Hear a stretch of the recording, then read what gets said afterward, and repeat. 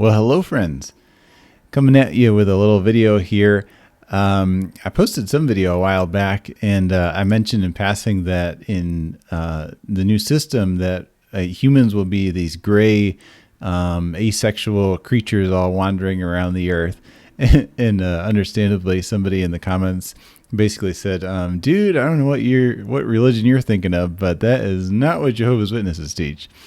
So I thought we would take a look at that a little bit today. It's pretty interesting.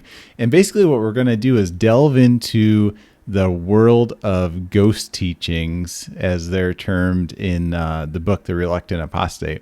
And so these are teachings that our current JW theology, they've never been recanted or updated or reversed or anything. They're current teachings, but they're so strange, they're so outlandish that they're never, ever mentioned to potential converts out in the ministry. And basically the effect is, as the years go by and older witnesses kind of die off and are replaced by newer generations of witnesses, basically by now what you get is like 90% or more of current witnesses don't even know that these are actually Jehovah's Witness teaching. So there's some pretty far out stuff in this category of ghost teachings, and we're going to look at one of them today about gender in paradise. I shall take as my theme text Galatians 3:28, which says, "There is neither Jew nor Greek, there is neither slave nor free man, there is neither male nor female, for you are all one person in union with Christ Jesus." Thank you. Just to mention, so we're talking about gender, and I just want to throw out a few maybe general definitions as science understands these things today. And I'm no expert, so I apologize if I'm getting things wrong here. But basically, you've got gender, and that is just how a person views themselves, whether they view themselves as male, as female, as non-binary, like not one or the other strictly, somewhere in that spectrum. So that's gender. And the gender a person feels may or may not align with the sex that they were assigned at birth. And usually that sex assignment is based on physical characteristics. So their genitals they're born with and, the chromosomes they have, that kind of thing. So that may or may not match up with their gender. And then thirdly, you have sexual orientation. So a person's attracted to men, attracted to women, both, neither, anywhere on that spectrum. And so that's a third thing that's not related to gender identity or the physical sex characteristics. So that's kind of how social science sees things today. Now, Watchtower, on the other hand, sees things very much simpler, kind of very black and white, a little more primitive. So, gender, sex characteristics, sexual orientation, they're all kind of the same thing to the Watchtower Society. So that makes it a little confusing sometimes, but we'll do our best. Okay, so we're just going to take this point by point and see where it takes us. So basically, the first main point I want to talk about is that the Watchtower Society teaches that Jehovah created offspring asexually. He created them with no other person or anything. And so the first article we're going to look at is the December 1st, 1956 Watchtower, pages 525 to 533. We have to go back a lot of decades for a lot of this material because, again, these are teachings that the society almost never, ever covers in the past 50, 75, even 100 years. But still current teachings, believe it or not. So this article is called The Divine Origin of Marriage. And so in paragraph 10, it tells us simply that some forms of life are asexual, yet reproduce. So that's kind of the basic principle, talking about life on earth. And then more specifically, it gets into Jehovah operating in this way. So if we look at paragraph 6, it says, Jehovah, he did not need a wife to help him produce children. Full creative power was all in himself. There's that idea. And then if we jump down to paragraph 8, so it's talking about the first creature that Jehovah created, according to the Bible. And so it says, well then, was this first creature God's heavenly wife? Because God used him as his agent or instrument in creating all other things. No, he was God's son. So talking about Jesus Christ here. So talking about God, because there are some religions like Mormonism, notably, that talk about the Heavenly Father, and then they also believe in a Heavenly Mother. And so there's these kind of two, and like Greek mythology and stuff, has the man and the woman up in heaven. But that's not a teaching at all with Jehovah's Witnesses. It's strictly Jehovah, the one person that brings things into being. Now, in paragraph 9, it tells us, then Jehovah his Father willed to use him in creating other creatures in heaven. So we still have this idea carrying through of basically asexual reproduction. There's just one organism creating more organisms. It goes on in paragraph 9, now talking about the angels, or these other creatures that Jesus helped create. And it says, Jehovah married this universal heavenly organization to himself, binding it to himself in an unbreakable union as his co-worker and helper. With this faithful only begotten Son as the leading one in this organization, God was sure that this organizational wife would be kept at one with him in loving devotion and submission. Jehovah as maker was her head and God. Her becoming his organizational wife did not make her a goddess, a queen of heaven that later on deserved to be worshipped by men and women here on earth. So it's making very clear there's no female component to this creation process going on up in heaven.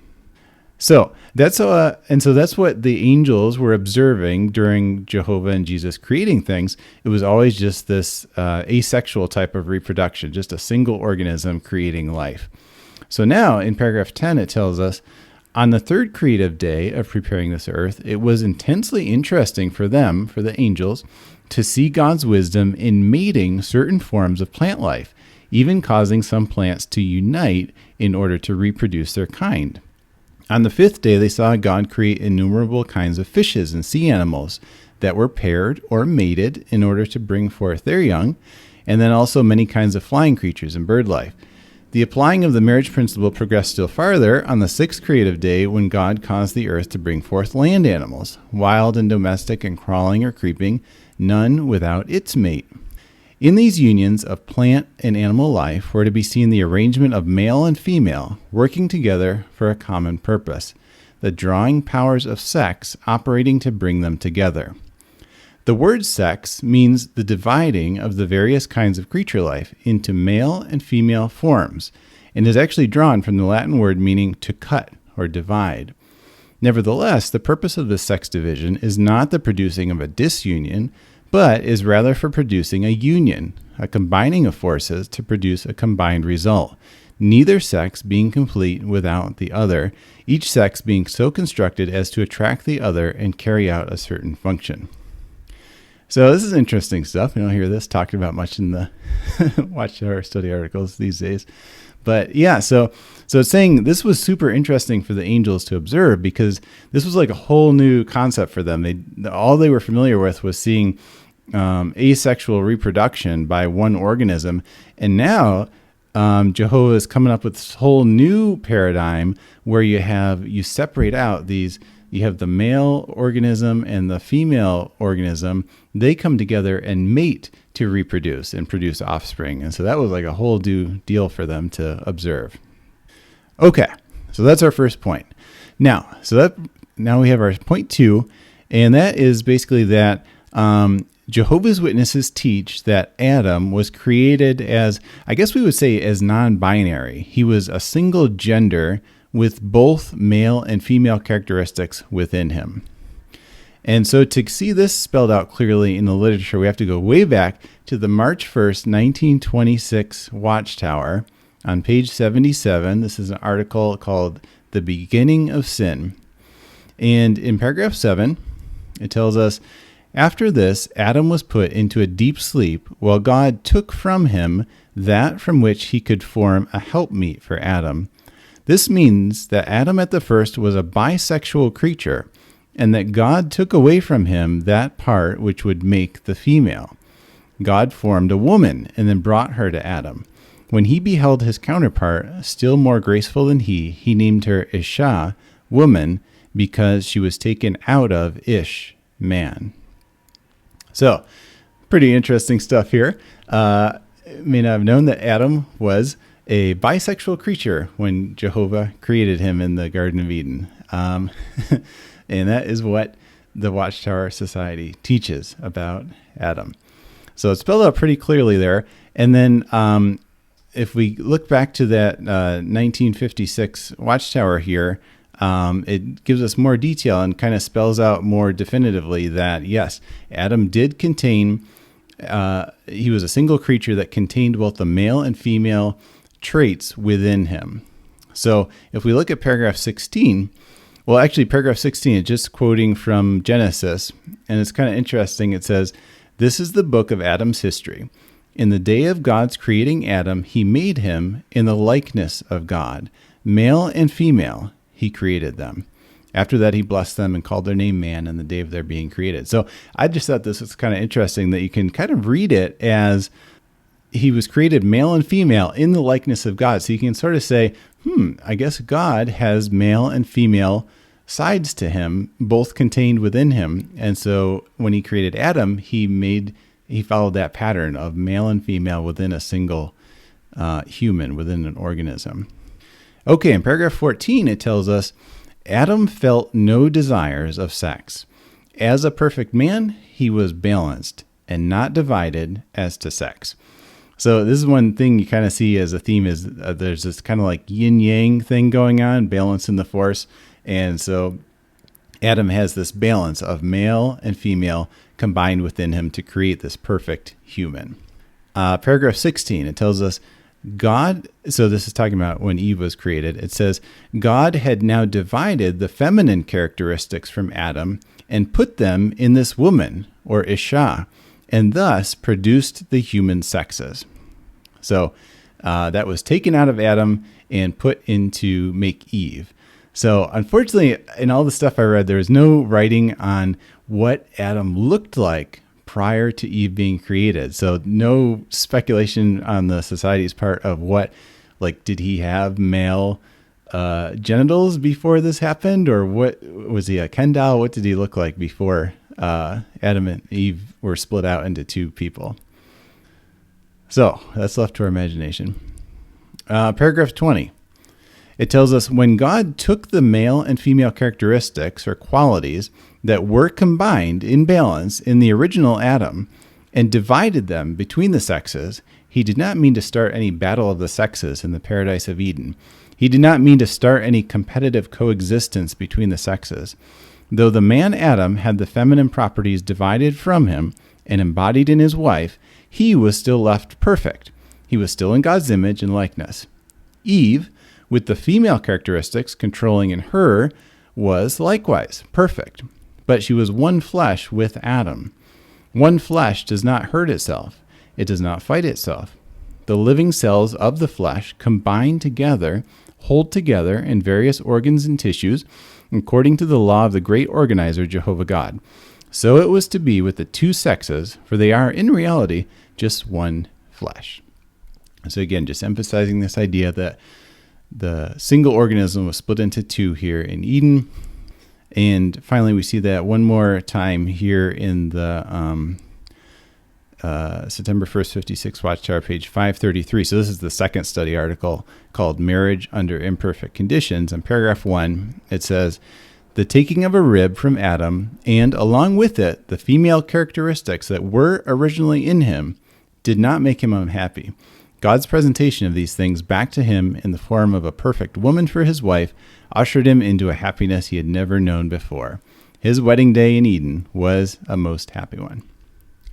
So that's our second main point. Adam was originally created as a non-binary humanoid person.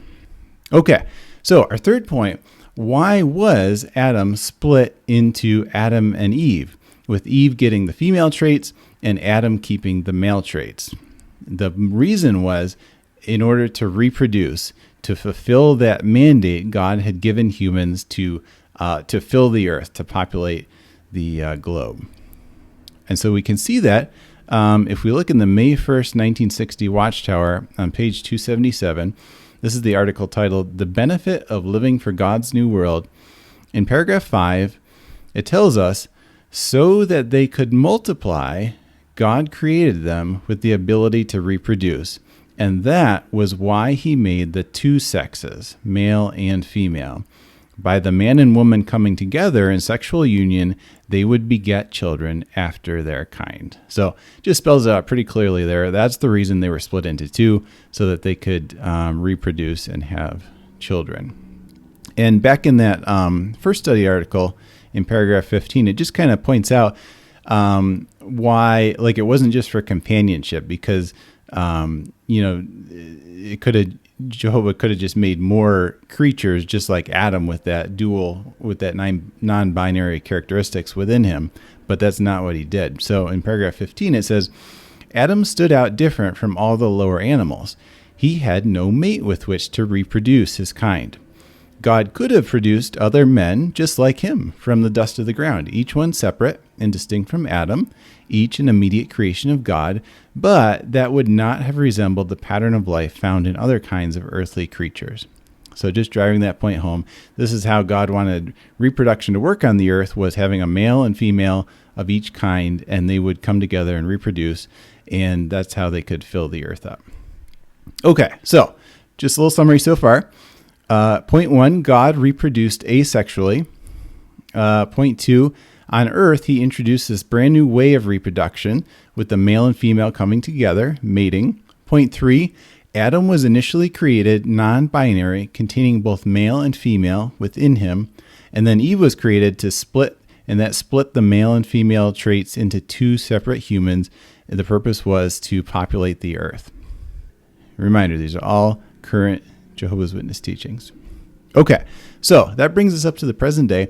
So now our next point, we want to ask, after Armageddon, will humans resume obeying that mandate to fill the earth? And the answer is yes.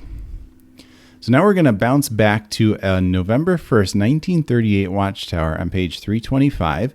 And this is simply titled, Fill the Earth. And in paragraph 8, this is what it has to say. The destruction of the wicked will make room for the earth to be properly filled.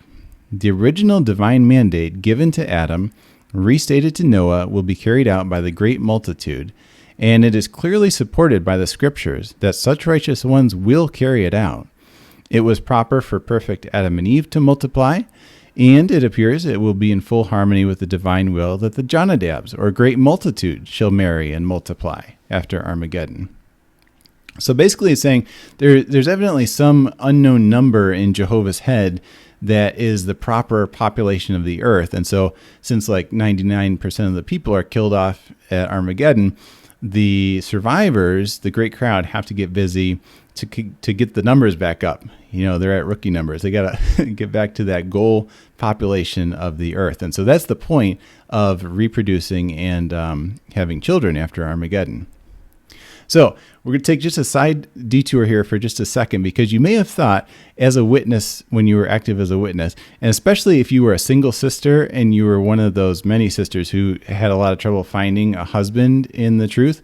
And, a lot of sisters just kind of give up and say, well, I'll just stay single. It's more important to serve kingdom interests anyways in the time of the end. And then I'll just get married in the new system. There'll be a lot of guys that are resurrected. Maybe I'll marry some cool guy like King David or something like that, and that'll all work out. And that's, again, there's generally in most congregations there's a lot more single men available than there are single women, so sisters have a lot of trouble. And so you get this AAA club, sometimes they hear it say, available after Armageddon, these sisters that are waiting.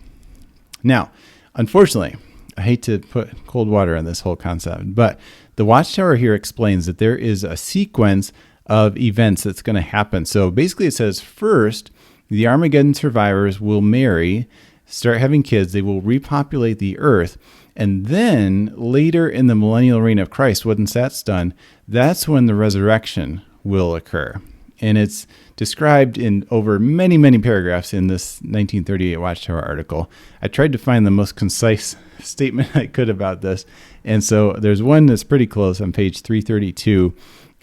In paragraph 39, it says, this conclusion is fully supported by what appears hereinbefore, showing that the great multitude will, during the 1,000-year reign and under the direct supervision of the Lord Jesus Christ, the righteous overlord, fill the earth. That then paradise will be fully established, and then the rest of the dead shall be brought forth. So basically, the upshot is nobody's going to be able to marry resurrected people after Armageddon. Whatever imbalance in the male to female ratio that exists now among Jehovah's Witnesses, still going to be the exact same thing after Armageddon. So it still kind of leaves us with this question, well, how's everybody going to get married after Armageddon then? Well, I hate to tell you this, but the Watchtower Society teaches that it's going to be arranged marriages in paradise. And women in particular, you're going to marry whoever you're told to marry. So let's check this out. We're going to go into the October 1st, 1956 Watchtower on page 604. The title, He That Marries Not Does Better. And notice paragraphs 20 and 21. It says, after Armageddon, the couple surviving will continue in their marital union. Others surviving in a different state, widowers, widows, virgin men, and virgin women, will be privileged to marry. Whether there will be an imbalance between the available men and the available women surviving need not worry us now. Marriage, then, will be regulated by the everlasting Father whom Jehovah God uses to fight the battle of Armageddon and to bruise the great serpent. I'm talking about Jesus Christ here. It continues, as all those redeemed ones belong to Jehovah God, so all the Armageddon survivors will belong to their Redeemer, Jesus Christ. As everlasting Father to his earthly daughters, he will give in marriage whomsoever of them he pleases, and to whomsoever he chooses. That way there will be no poor selection of mates, and no one will experience a disappointment after marriage. No one receiving a bride will pay a bride price to the everlasting fatherhood. All being his children, all being of one fatherhood, they may be intermarried regardless of previous race or of color, as he may choose. Marriage then will be fruitful with children born of righteous parents, etc., etc. So, this is a pretty crazy little section here, huh? It may just be me, but am I reading this to say that, as in Bible times, men may very possibly be given multiple wives during this time period? Polygamy will be practiced in order to stay on this schedule. So there's kind of this tight schedule, right? There's 1,000 years, and the whole earth has to get repopulated, and then they turn it into a paradise, and then all the dead are resurrected, and all this has to happen before the millennial reign of Christ is up and that last test comes along. So, yeah, this is really strange. It mentions, as you see, it only mentions that women are going to be distributed to men. So, is it going to be more than one per man? Not sure. But it says earthly daughters will be given in marriage to whoever Jehovah pleases them to be given to, and that none of the men that get a woman will have to pay a bride price to Jesus for any wife that he receives. So I tell you what, this is after witness women, giving up, getting married and having a family here on earth during the last days. This is evidently what they are rewarded with, what they have to look forward to, being married off to being assigned to marry some guy to be a baby maker for him. You mentioned the ratio of 10 women to each man. Wouldn't that necessitate the abandonment of the so-called monogamous sexual relationship? I mean, as far as men were concerned. Regrettably, yes. But it is, a sacrifice required for the future of the human race. Okay, so getting off that little tangent, let's take our next main point. Will sex and childbearing cease at a future date once the earth gets to that correct population, whatever it is that Jehovah has in mind? Will childbearing cease? Yes. So, okay. So if you ever speculated about Adam and Eve being there in the Garden of Eden, they're naked, they both have perfect human bodies, and you may have just imagined that, man, I think they would probably figure out sex pretty quick. Tab A goes into slot B, and they were probably just going at it willy-nilly for all the time, having a good old time in Eden. Extra point in that 56 Watchtower, it talks about how Adam would kind of scientifically watch animals mating. So in paragraph 13, it says, Adam interestedly inspected these creatures. He saw that they were of a flesh different from his. He saw how they mated and had sexual connection, and how they brought forth their young, also how they lived out their lifespan and died, leaving their offspring behind them to preserve their kind. So you would think, he's watched primates have sex, and now he's here, and there's this woman, and they both have the same equipment as primates, and kind of 2 + 2 makes 4. But there you would be wrong, according to Jehovah's Witness teachings. And the fact is, witnesses say that perfect humans can just switch off any sexual desires they have. And so it wasn't actually until after Adam and Eve got kicked out of Eden that they first had sex. Before that, nothing. So this is described again in this 56 Watchtower, page 533, paragraph 22. It tells us, when Jehovah God brought this perfect woman to the awakened man in Eden and pronounced his blessing upon them and set their joint duties before them, their marriage was consummated. It did not require any physical sexual union between them first to consummate their marriage. Who knew? If that sexual connection were first necessary to make the marriage a real, valid, binding one, then Adam and his woman were never married in Eden. You like that? Adam and his woman? It's first after this couple found themselves outside of Eden sometime later that we read, now Adam had intercourse with Eve, his wife, and she became pregnant in time she gave birth to Cain. Adam and Eve knew that the purpose of the sexual connection was to bring forth children. There's no pleasure involved. Get that out of your filthy minds. It's to bring forth children. So, in their perfection and with perfect self-control, and without shame at their nakedness, and without feeling passion at the sight of each other's unclothed body, they refrained from having sexual union and conceiving children while in Eden. This point is driven home further in the September 1st, 1959 Watchtower on page 542. This is a questions from readers about masturbation. Obviously, the idea of self-control is a key point in this subject. And the article says, perfect man and woman had full control of their sexual desire. This is apparent from the fact that Adam and Eve did not have relations while in the Garden of Eden. That this must have been the case appears from the fact that had Adam and Eve cohabited in Eden, Eve certainly would have been pregnant before the fall into sin, and Cain would not have been conceived in sin, whereas we are assured that because of Adam's transgression, all men are sinners. So just making that point that if you're a perfect person, you have perfect self-control, and you can go, however long without having sex, and it's not a big deal at all. And so the point is that only after sinning did Adam lose that perfect self-control, and that's when they started having sex. So again, this is in the 56 Watchtower, page 537, paragraph 13. It just makes that point. It says, Adam had now lost his perfect self-control. It was first outside of Eden that he had sex relations with his wife. So you might wonder, well, what exactly were Adam and Eve doing with all their time if they weren't having sex 24/7 in the Garden of Eden? And the Watchtower has lots of exciting things that they were doing instead. For example, in that questions from readers about masturbation, it says, the exercise of the procreative function was not so strong a desire for them that they could not wait. No, they had much to learn about their other duties, caring for the garden, exercising dominion over the lower animals, and in particular, getting acquainted with their Creator as he visited them in the breezy part of the day.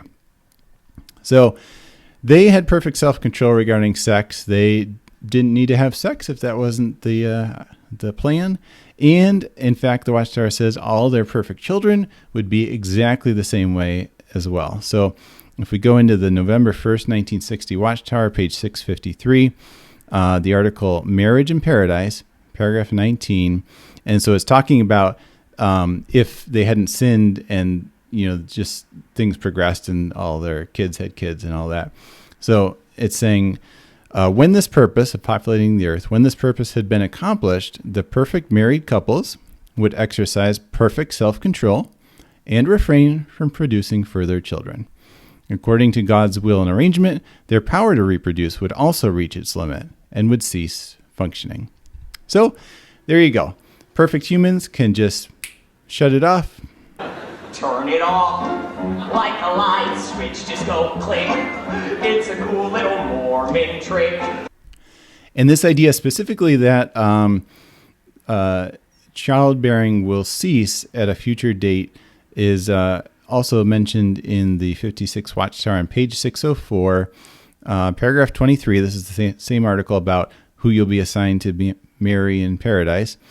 And it says, aside from marriage privileges, the other sheep surviving the Battle of Armageddon will have untold privileges of service opened up to them by the resurrection of the dead, and these privileges will continue even after the purpose of marriage has been fulfilled and childbearing on earth ceases, and husbands are relieved of the obligation to give their wives children. Such a drag having to have sex. My goodness. It'd be nice when that's gone. By the way, do we know what age people will be in paradise? Yes, they will all be 30 years old.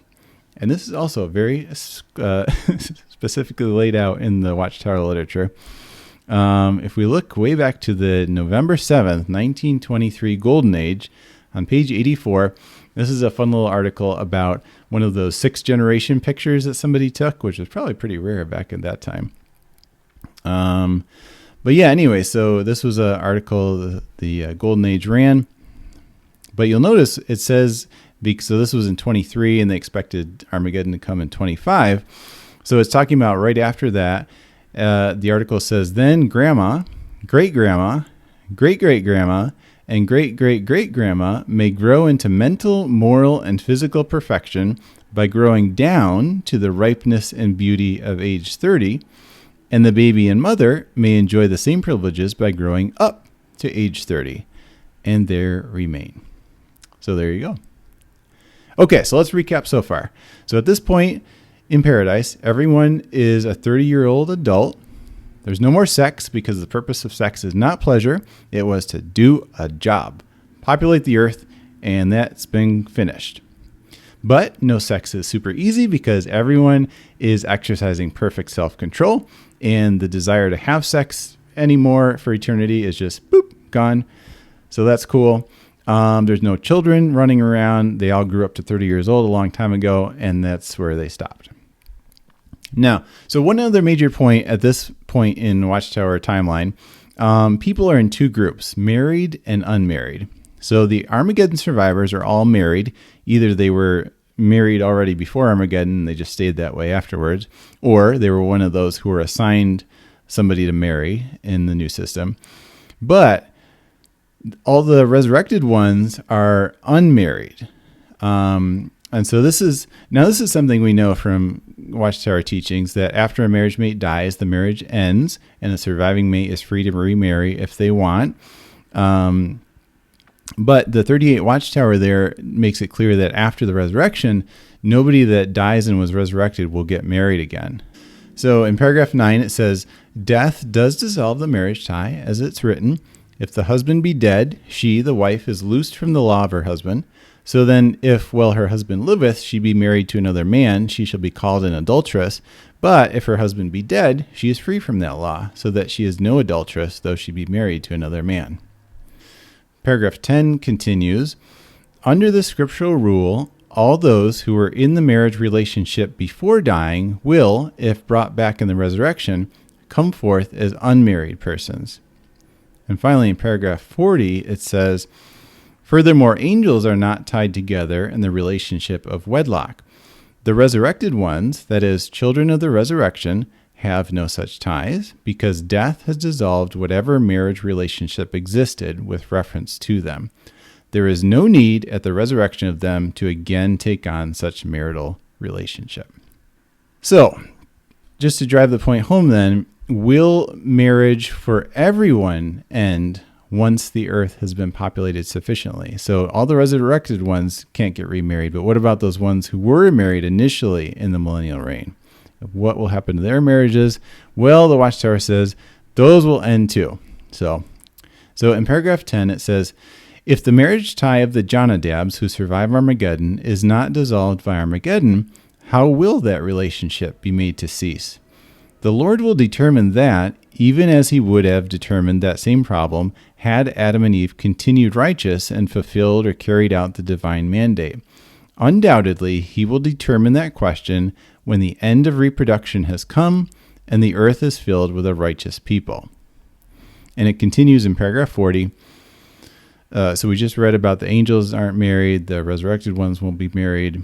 So it says there's no need at the resurrection of them to again take on such marital relationship. They will have nothing to do with the divine mandate to multiply and fill the earth, which manifestly does not apply to the children of the resurrection.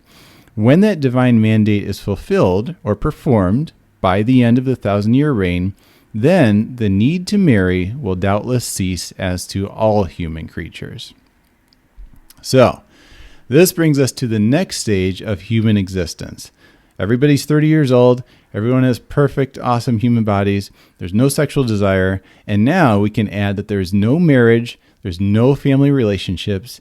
I guess everybody's just friends in paradise. All right. So can we take it to the next level?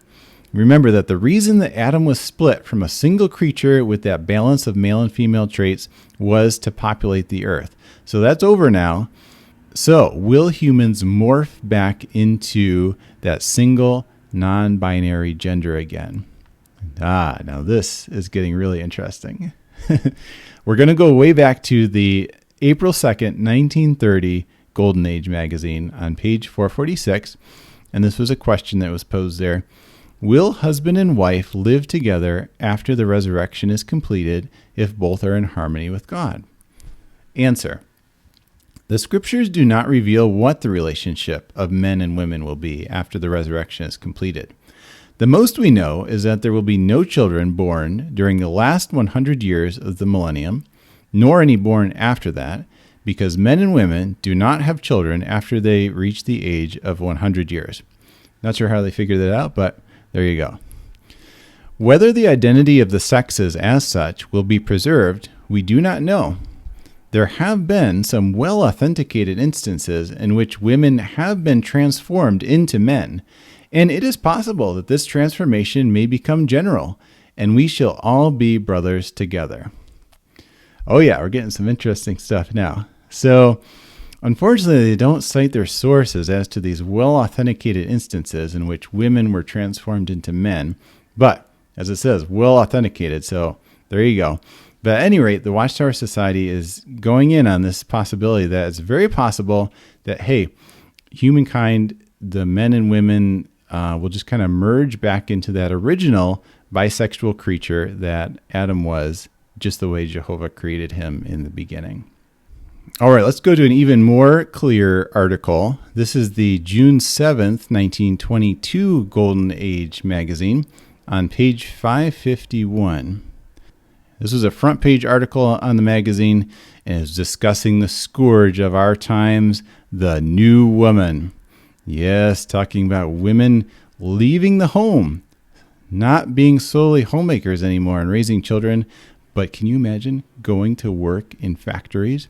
Going to work in the business world even? Holy moly, what is this world coming to? It's a pretty crazy article. But towards the end, there's a subheading, A Masculine Mentality. And this is what it tells us.